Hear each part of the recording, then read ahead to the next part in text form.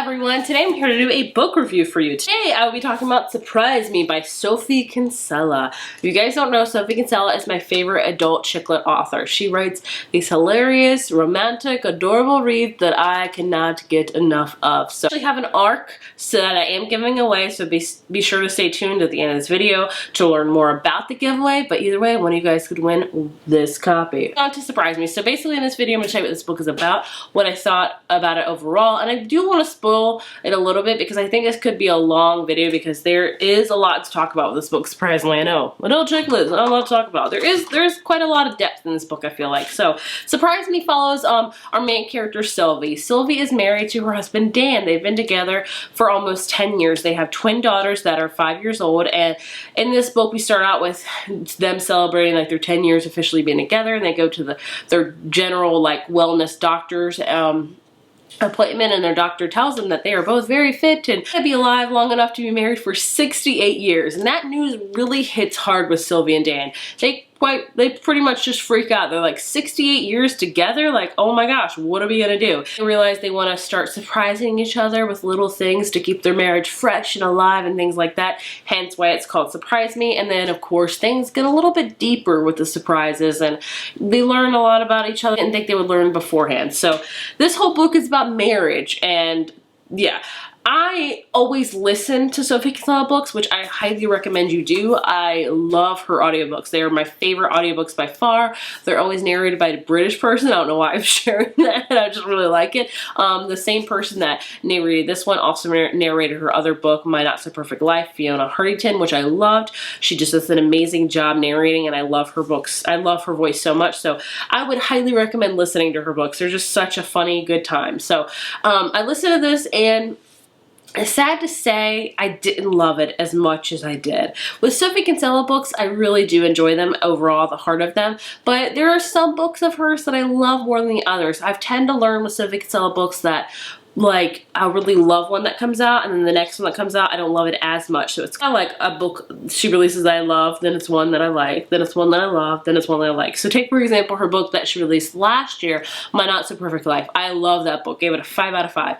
This one I liked, I did not love. So overall I ended up giving this a 4.25 out of 5. I know, it's a shocker because I did put this on my 5-star predictions. But I still overall really enjoyed it, but the first half was very hard to get through.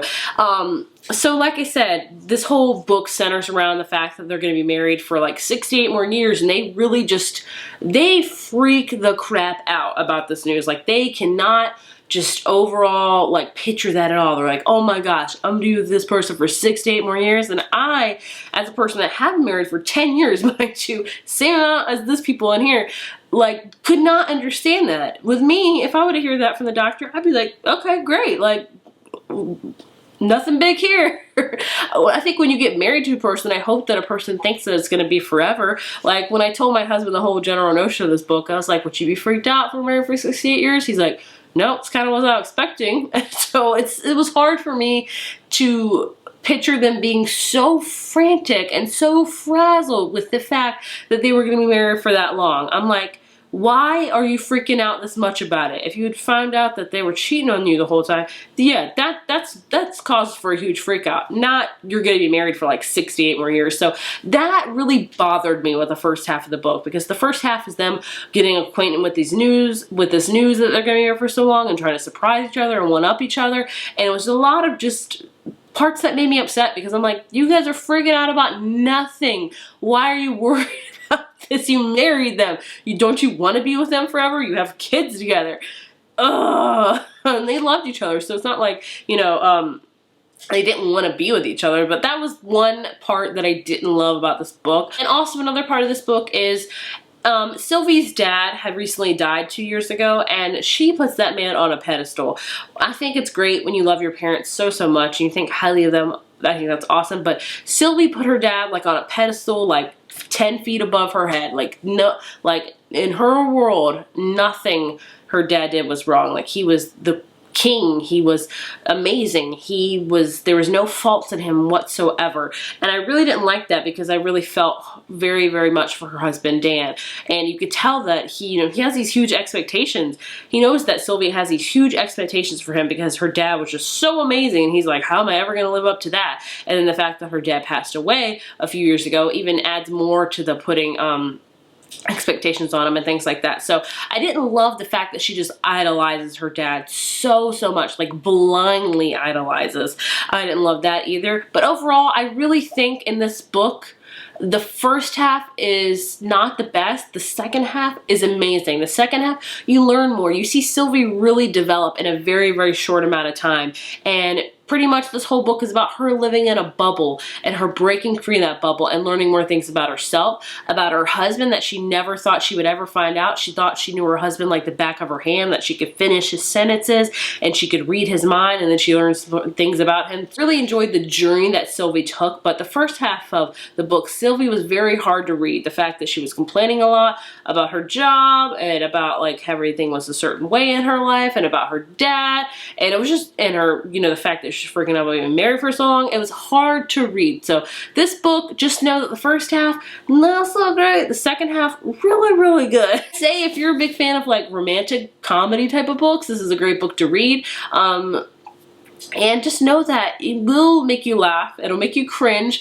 Sophie Kinsella always writes these situations. I'm like, oh my gosh, I'm cringing so bad for these characters so much. But overall, I did enjoy this book. I can't lie to you. I do really love Sophie Kinsella's writing and how effortless she is.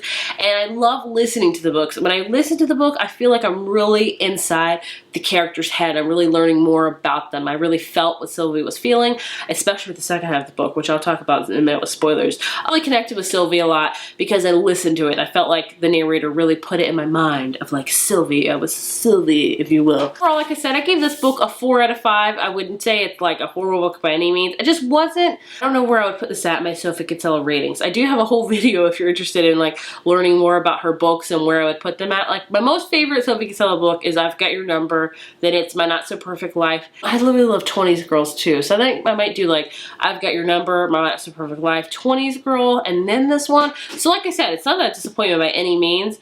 I just really thought the first half was kind of cringy and just I couldn't really wrap my head around the fact of how much they were freaking out, how much they wanted to surprise each other. So yeah, I don't know. Either way, I do want to talk a little bit about spoilers surprisingly because I don't know. I feel like you did learn a lot about this book that I feel like I can't say without spoiling. So if you haven't read this book, do not watch any further because I don't want to spoil it.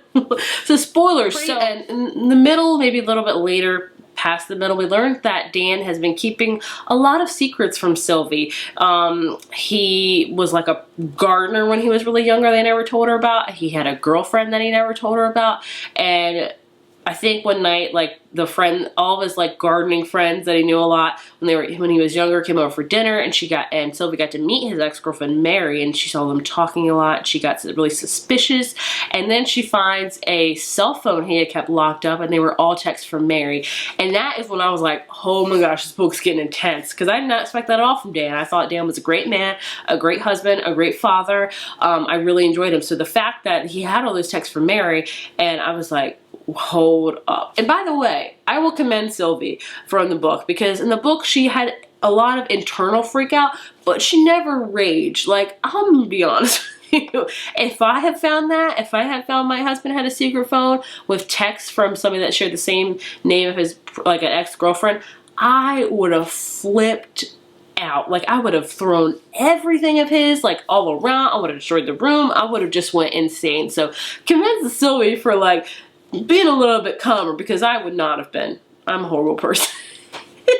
But I love the fact that she was a little bit calmer, and she was like, let's be rational about this. Let me find out as much as I can. And she does. I mean, she's a little bit crazy, but I mean, who wouldn't be in that situation? And we learned quintessentially that Dan had been keeping a secret from her. He was pretty much tying all of her family's affairs up, because her dad actually had an affair with a 16-year-old girl, and Dan has been trying to keep it hush-hush for them. And it was just insane. Like, her family was insane. The fact that her parents lied to her and told her that she had made that 16-year-old girl up as an imaginary friend and she was a real person. Why would you do that to your, like, daughter? Like, what kind of, you know what damage is probably put upon her now? Like, that girl's probably like, what's my life now? It's nothing. Like, everything that Sylvie thought she knew about her family and her dad and her life was a total lie. Like, that pedestal she put her dad on crashed really, really quick, which I was very happy to see, because I was like, this man does not sound like he's all that. Like, he just thinks he's all that, but I was so glad when she cut her hair off too. I was like, you need to cut that off as a show that, you know, that who cares what your father thinks anymore? And she did. I thought that was great. But I love the fact that, you know, Dan was such a strong character and that he did all of those things and he harbored all of that stuff and that he did all of those things for his family. But I really enjoyed the second half, because the second half, the crap hit the fan, quite literally, and I was all about that. I was like, let's find out what this man's doing. Let's find out what shady business he's been up to, because we're going to catch him and it's going to be good.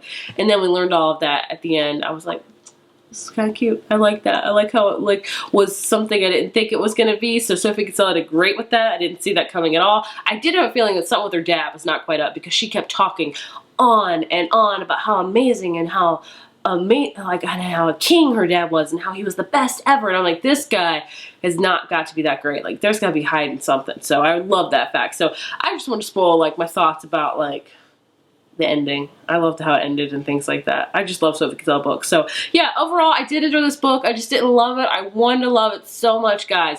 But that first half just really kind of knocked it down for me a peg, honestly. But I still would recommend it if you're looking for a great, just a Sophie Kinsella books are just great. If you're having a rough day and you need a laugh, listen to a Sophie Kinsella book. Trust me, it'll help you out so much. So I would recommend this one. It's not, it might be one on here, so I'm going to have to revisit my list here in a minute, but either way, I definitely would recommend this. If you've read this book, let me know your thoughts and opinions down below. I would love to hear them. All the information down below and the info box for you to enter this giveaway. I'd go check that info box out down below if you want to enter this giveaway to win this ARC. So that'll be fun. I always say, listen to my audiobook. But here I am giving you a physical copy. Stadal Press for sending me an extra copy so I can give to one of you guys. So I'm excited for one of you guys to enter.